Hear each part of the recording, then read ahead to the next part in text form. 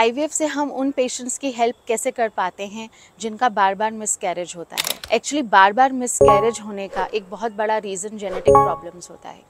इसी genetic problem को हम लोग आईवीएफ से केटर करने की कोशिश करते हैं। सबसे पहले हम पेशेंट के अंदर एक डे 5 का बना हुआ एम्ब्रियो यानी कि ब्लास्टोसिस्ट ट्रांसफ़र करते हैं, जिससे कि उसके मिसकैरेजेस के चांसेस कम हो जाएं। दूसरा, हम इन ब्लास्टोसिस्ट के ऊपर बायोप्सी भी कर सकते हैं, यानी कि पीजीटीए, पीजीएस भी परफॉर्म कर सकते हैं।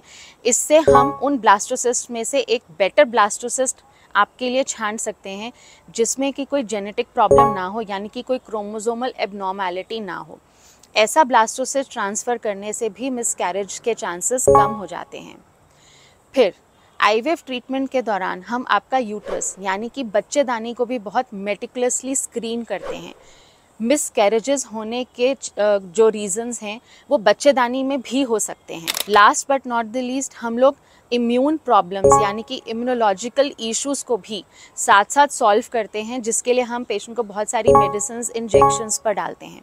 तो ये सारी चीज़ें कंबाइंड मिलकर पेशेंट के मिसकैरेजेस के चांसेस को बहुत कम कर देते हैं। तो अगर आप भी उन पेशेंट्स में से हैं जिनका बार बार गर्भपात हो रहा है, बार बार मिसकैरेज हो रहा है, तो आप मुझे कांटेक्ट कर सकते हैं।